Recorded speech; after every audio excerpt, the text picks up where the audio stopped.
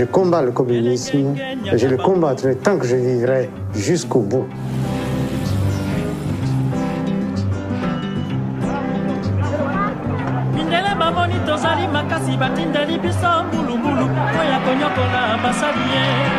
Elle dit, mon estomac est assez solide.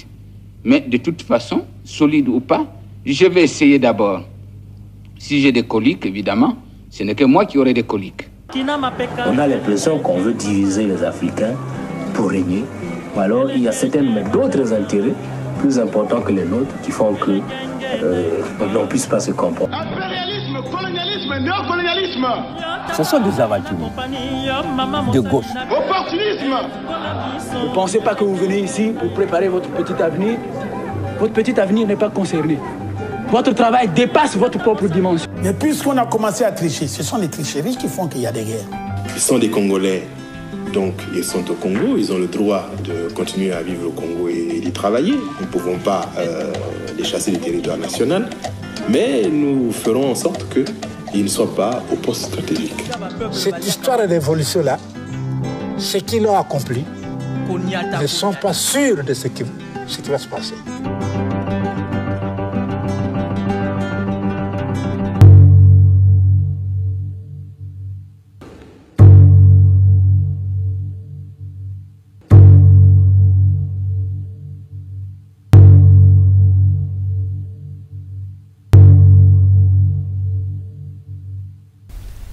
La République du Congo. Le pays a acquis son indépendance en août 1960. Avant de porter le nom de la République du Congo, on l'appelait d'abord Congo français, ensuite Territoire du Moyen Congo, pour le distinguer de l'État indépendant du Congo devenu Congo belge en 1908. La République du Congo est un pays d'Afrique centrale, parfois appelé Congo-Brazzaville, pour le différencier d'avec la République démocratique du Congo, appelée Congo-Kinshasa pour la même raison. La République du Congo a aussi été connue sous le nom de République populaire du Congo de 1969 à 1992, avant de reprendre son nom d'origine. Les premières sources écrites sur la région à laquelle correspond aujourd'hui le territoire de la République du Congo sont issus des premières explorations européennes. Les Portugais s'aventurent dans le golfe de Guinée à partir de la fin du XVe siècle. Diego Cao atteint l'embouchure du Congo en 1482. Il effectue un nouveau voyage 2 ans plus tard, au cours duquel il dit avoir remonté le cours du fleuve jusqu'aux chutes de Yelala. La colonisation française débute en 1875, date de la première expédition de Savargnon de Brazza dans ce territoire. Le roi Makoko est contraint de signer un traité de protectorat avec Savargnon de Brazza, explorateur au service de la France. 4 ans plus tard, en 1885, à la conférence de Berlin, la mainmise française sur le territoire est confirmée. Commence alors une longue période de colonisation. L'organisation administrative du Congo français se met en place progressivement au début du XXe siècle. C'est à un commissaire général qu'est confié le gouvernement de ce qui deviendra en 1910 l'Afrique équatoriale française, l'AEF. L'exploitation de la majorité des terres est confiée à différentes compagnies concessionnaires. Rapidement, les dirigeants de ces sociétés commettent des abus. Ils cherchent à tirer le maximum de profit des ressources naturelles du pays. Le caoutchouc et l'ivoire font l'objet de nombreuses convoitises. Mais face aux abus des colons, les populations locales remettent en cause le régime de l'indigénat, de la colonisation. Ici et là, des signes d'exaspération apparaissent. Dans les villages, on se réunit, on en discute. C'est surtout entre les deux guerres que la France se préoccupe du sort de sa colonie.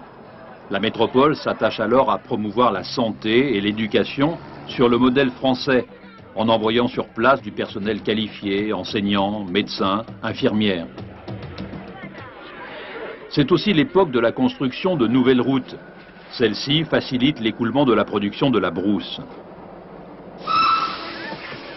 Puis les colons entreprennent la construction du chemin de fer Congo-Océan. Le but, faciliter le transport des ressources naturelles du nord au sud, de Brazzaville à Pointe-Noire. Il faut 13 ans pour construire cette œuvre. Des travaux pénibles, puisque c'est au prix de milliers de vies, celles entre autres d'Africains déportés, que s'achève la construction. Engagé aux côtés de la France dans les deux grands conflits mondiaux, Brazzaville devient en 1940 la capitale de la France libre, ce qui contribue grandement à son développement. C'est dans cette même ville que se réunit en 1944, autour de Charles de Gaulle, la conférence de Brazzaville. Et où donc cette conférence devait-elle se réunir, sinon ici, à Brazzaville, qui fut pendant de cruelles années littéralement le refuge de notre honneur. Cette conférence marque le premier pas important dans l'émancipation des peuples d'Afrique, le premier pas vers l'indépendance. D'ailleurs, dès cette époque, la France adopte une série de réformes qui visent à conduire par étapes les territoires coloniaux à une autonomie totale. Lorsque Charles de Gaulle revient en 1958, l'indépendance est presque acquise. Cette année-là, le Congo devient une république autonome. Les premières élections municipales ont lieu en 1956. L'abbé Fulbert Yulu est élu maire de Brazzaville et Stéphane Tchichel maire de Pointe-Noire. En novembre 1958, à la suite de la loi cadre de Gaston Defferre de 1956, le territoire du Moyen Congo devient la République du Congo. Elle est dotée de l'autonomie, mais non de l'indépendance. Le Congo se prononce pour l'entrée dans la communauté et l'Assemblée nouvellement élue transfère la capitale à Brazzaville.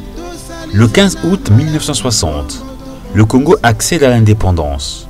Comme la plupart des pays colonisés de l'Afrique noire, sous domination française en Afrique, d'abord sous le nom officiel de République congolaise. En 1960, l'abbé Fulbert Yulu, alors Premier ministre, devient le premier président de la République du Congo.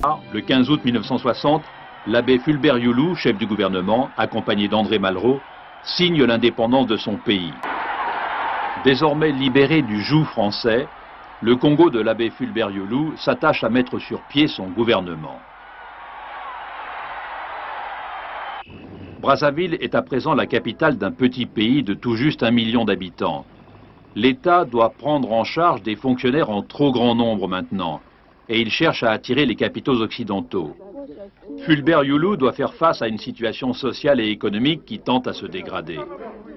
La décision du président d'imposer en août 1963 un système de parti unique met le feu aux poudres. En 3 jours, le régime est renversé. La grève générale décrétée le 13 août entraîne l'emprisonnement de plusieurs leaders syndicaux. Le mouvement tourne alors à l'émeute et les grévistes tentent de libérer leur chef.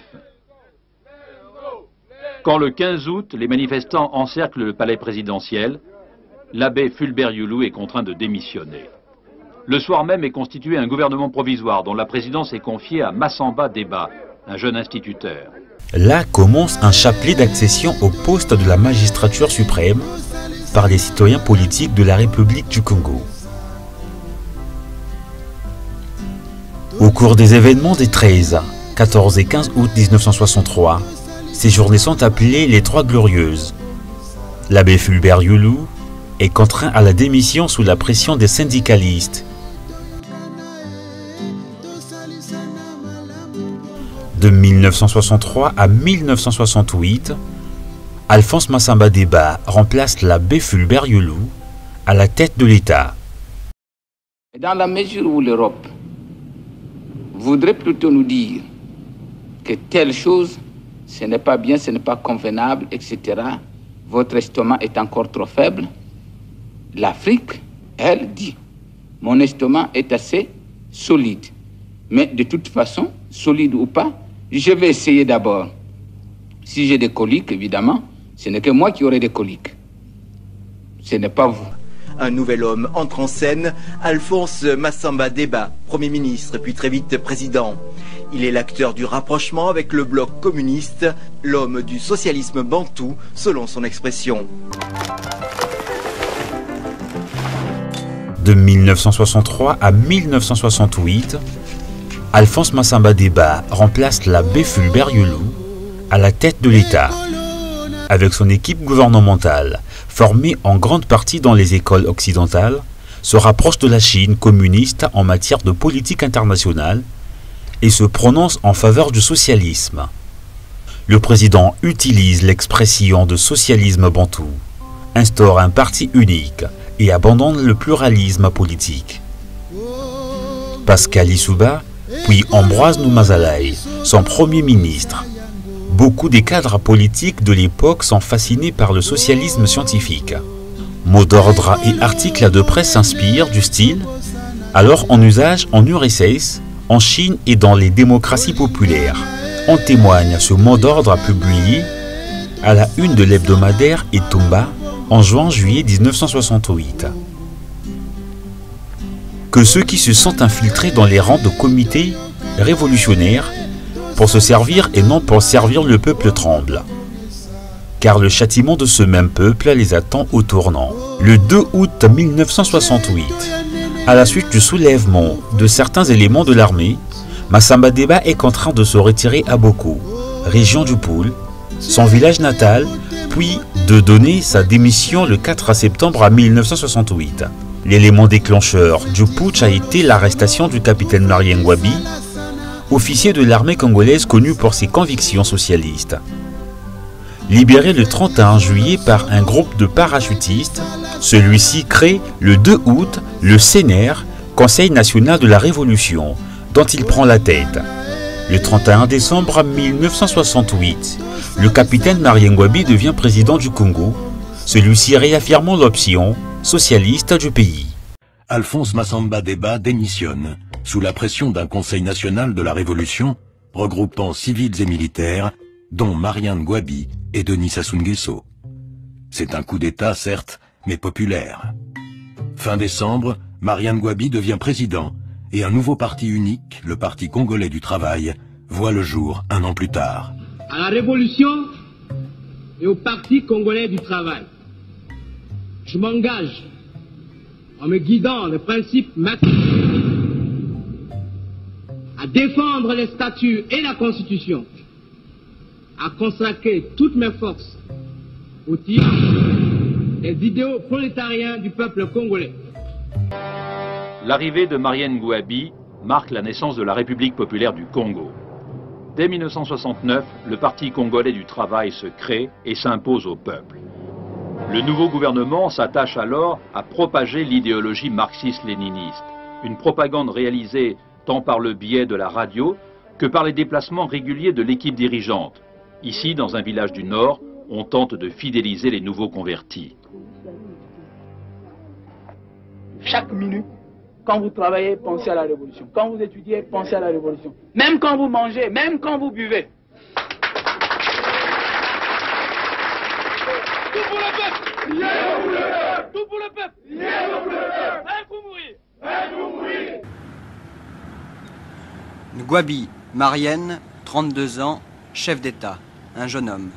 Depuis 1 an et demi, depuis la chute de Massamba Deba, cet homme qui fait son footing tous les matins à 6h30 dans les rues de Brazzaville, cet homme dirige le Congo socialiste. Un officier formé très traditionnellement en France dès l'école des sous-officiers de Strasbourg. Capitaine de parachutiste puis commandant, Marien Ngouabi était l'officier le plus populaire du Congo. Il est devenu président de la République. Entre-temps, il a aussi appris le marxisme-léninisme.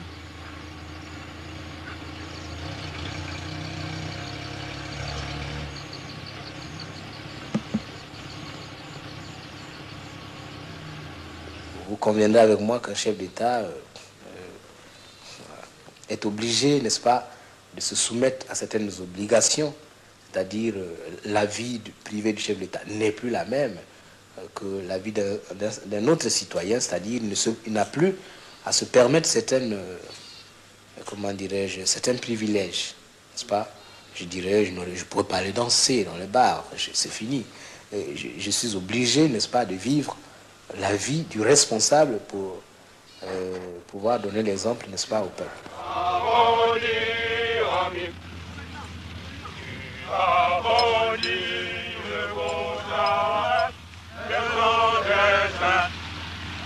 Dans la rosée de doucement tu te poseras.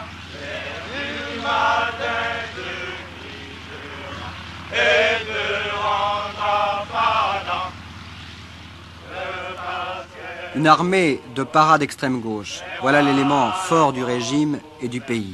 Et pour rester plus près de ces hommes, le président Ngouabi ne refuse pas de sauter en parachute, lui aussi, lorsqu'on le lui demande, même si les membres du bureau politique du PCT, le Parti congolais du travail, font la grimace.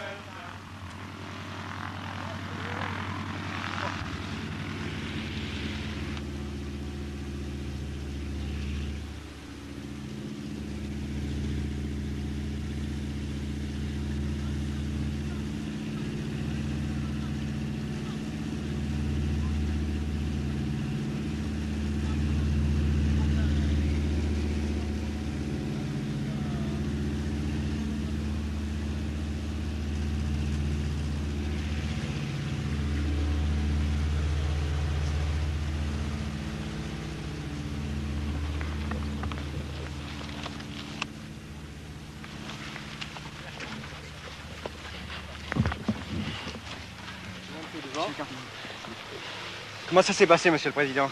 Ben ça va, il y a un peu de vent. Un peu de vent? Oui. Le parachutisme pour vous, qu'est-ce que ça représente exactement? Eh bien, c'est d'abord, c'est pas en tant que sport que nous le faisons. Pour nous, c'est d'abord les soldats d'élite, si vous voulez. Hein? Parce que dans un pays comme le nôtre, où il n'y a pas beaucoup de voies de communication qui permettent aux troupes à pied hein, d'intervenir dans toutes les régions par véhicule, je crois que la meilleure solution consisterait à faire de toute la troupe des parachutistes parce qu'on peut larguer n'importe où, les soldats au cas de besoin. Et en plus, comme on le dit, le para, c'est l'ange du ciel, le démon de la terre. Alors, vous savez, c'est pour cela que nous nous intéressons particulièrement à ce métier périlleux pour la défense de la patrie et de la révolution.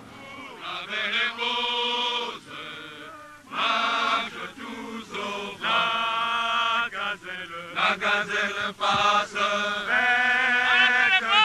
tête de la place, travaillant pour la belle rose, marche tous au pas, la gazelle passe.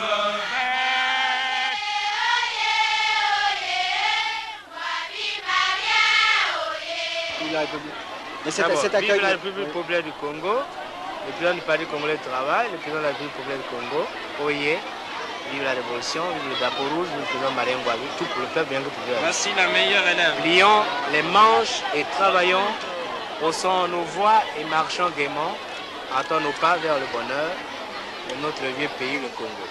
Le refrain, nous le rebâtirons avec nos propres mains et dans l'amitié, l'unité, le progrès, ainsi nous bâtirons le Congo.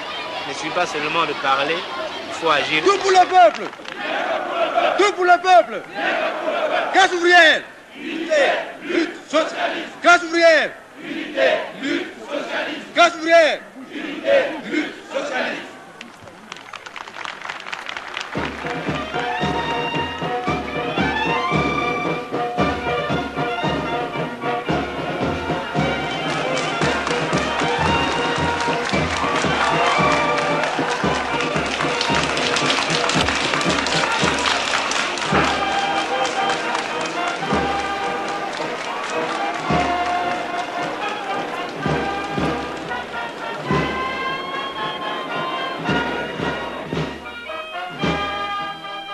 Dire que le socialisme, c'est la résultante de 100 années de colonisation et d'exploitation capitaliste.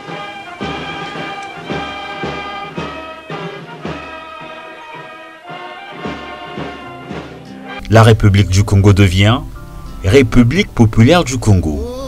Elle adopte le drapeau rouge et un nouvel hymne national, qui fait référence aux 3 journées de soulèvement qui avaient entraîné la chute de Fulbert Youlou en août 1963.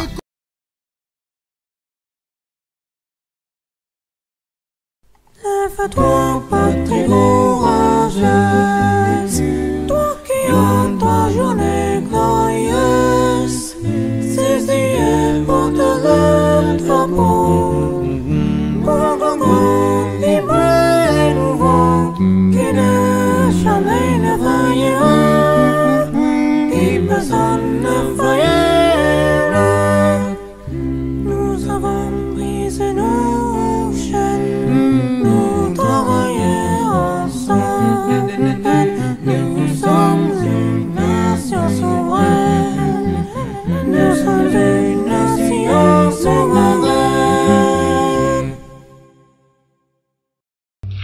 Denis Sassou Nguesso, désormais capitaine, poursuit son ascension. Chef du groupement aéroporté, patron des forces terrestres de Brazzaville, directeur de la sécurité, ministre de la Défense. Aux côtés du camarade président Ngouabi, il est le numéro 2 du régime. Quel genre d'homme était Marien Ngouabi? Quel genre de... Un homme de conviction aussi. De grande conviction, de grande intégrité. Et il croyait toujours à ce qu'il faisait, et quand il décidait de le faire, il allait jusqu'au bout, oui. Et c'est un homme très droit. C'était votre ami?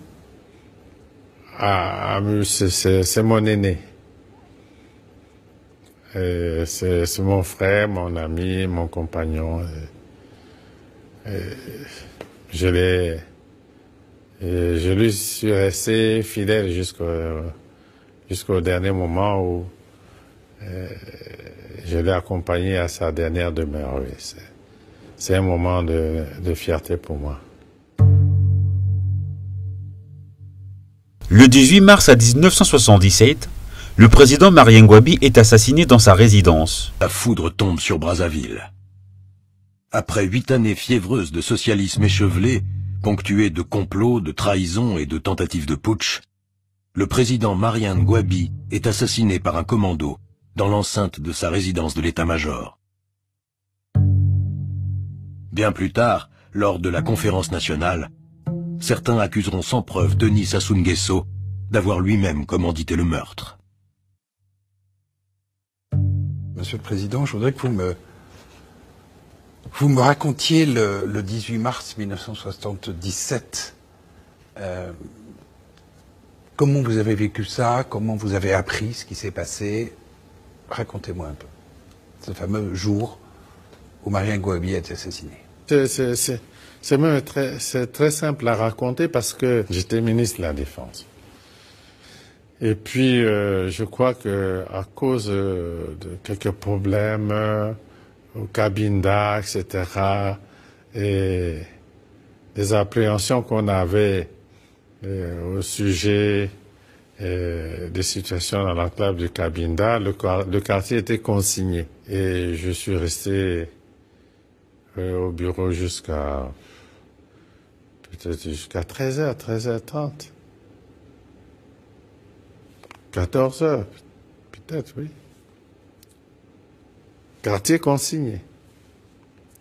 Puis je suis allé me rafraîchir un peu en Pila chez moi. Puis dès que je suis arrivé, les Kunzo me téléphonent pour me dire que il entend des tirs nourris en direction de l'état-major général. Des tirs nourris en direction de l'état-major général. Il me téléphone. Donc, j'ai juste remis mon ceinturon. Je n'ai même pas dit au revoir à mon épouse et à mes enfants. Et je suis revenu. Je fonçais naturellement vers mes bureaux au ministère de la Défense. Quand je suis arrivé devant la mairie, l'actuelle mairie, c'est là où on m'a dit, le président Ngouabi est grièvement blessé et on l'a amené à l'hôpital militaire.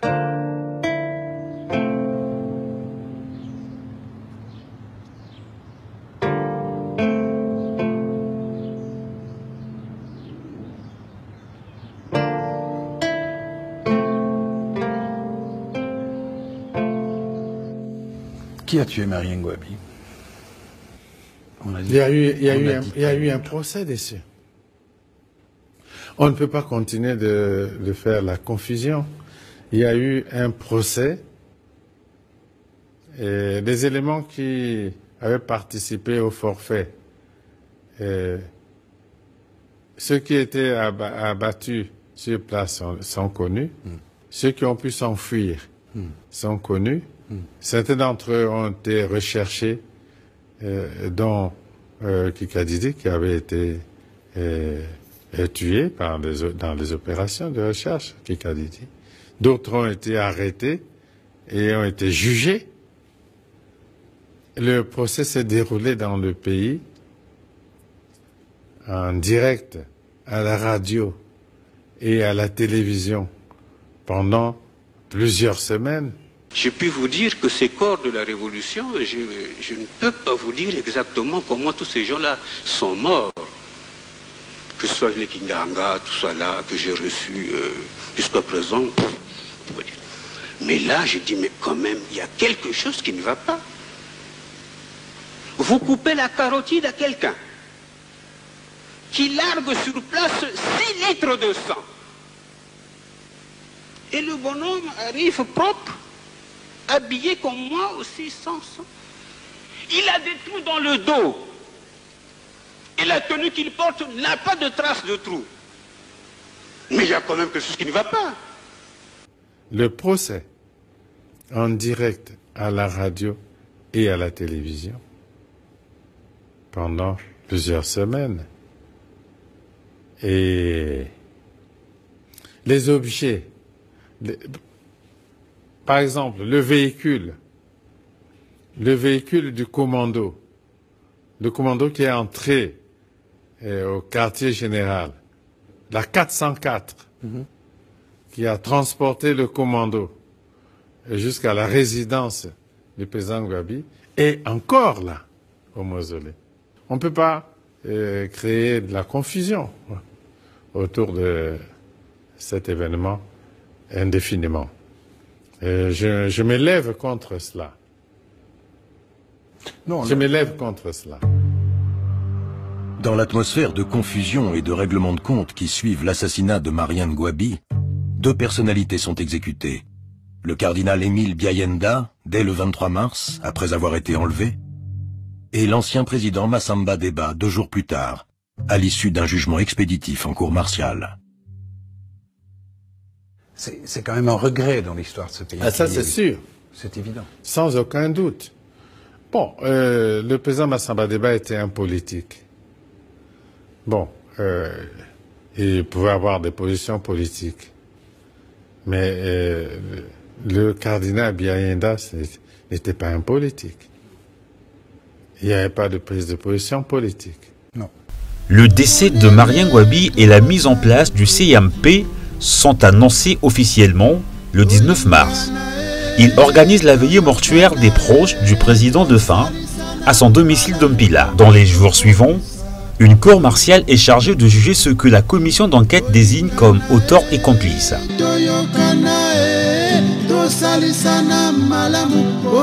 Alphonse Massamba Deba, présenté comme l'instigateur du complot contre son successeur, est condamné à mort.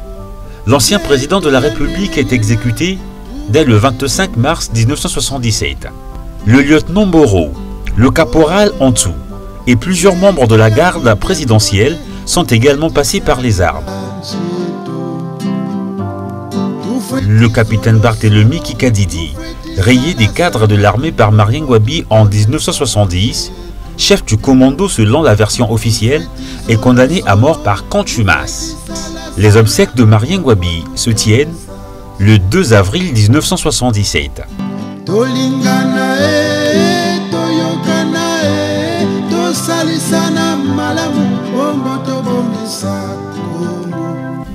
Le lendemain, le comité militaire du parti communique sa structure définitive.